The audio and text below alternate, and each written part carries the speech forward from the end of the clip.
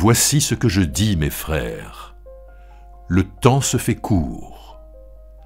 Désormais, que ceux qui ont une femme soient comme s'ils n'en avaient pas. Ceux qui pleurent comme s'ils ne pleuraient pas. Ceux qui se réjouissent comme s'ils ne se réjouissaient pas. Ceux qui achètent comme s'ils ne possédaient pas. Et ceux qui usent du monde comme s'ils n'en usaient pas réellement. Car ce monde, tel qu'il est formé, passe.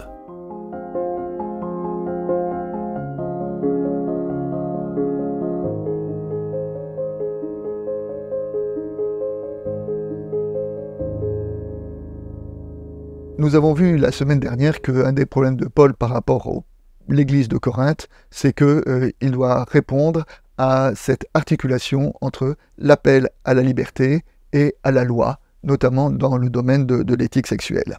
Donc Paul consacre 3 chapitres à ce thème, et dans les quelques versets que nous avons lus, il déploie ce que nous pouvons appeler une morale du détachement.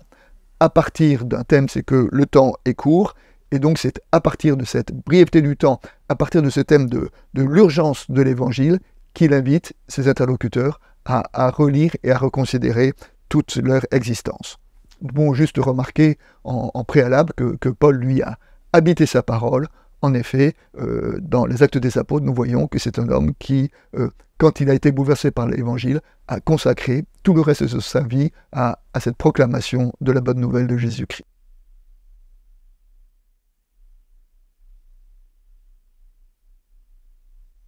Dans notre passage, Paul pose un principe herméneutique, c'est-à-dire un principe d'interprétation des événements. Le temps est court. Et donc toutes les situations de vie, que ce soit la conjugalité, que ce soit la tristesse et la joie, que ce soit les possessions, doivent être relues à partir de ce principe.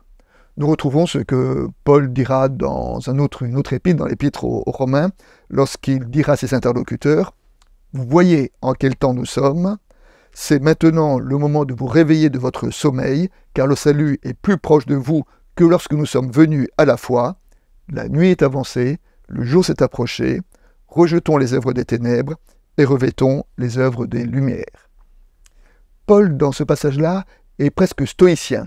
Les stoïciens et les épicuriens ont prôné une morale du détachement, de l'absence de trouble par rapport à tout ce qui pouvait nous posséder.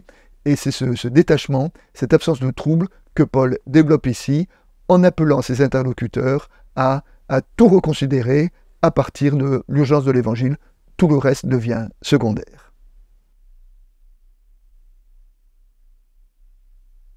Il est des hommes qui ont entendu cet appel de l'urgence de l'Évangile, ce sont les pécheurs qui ont répondu à l'appel de Jésus et qui se sont mis à sa suite. La réponse, c'est cette réponse radicale qu'eux-mêmes ont apportée, puisqu'ils ont tout quitté pour suivre Jésus. Et d'une certaine manière, cette parole peut nous concerner aujourd'hui, c'est comment nous sommes invités à reconsidérer la façon dont nous vivons à la lumière de cette urgence de l'Évangile.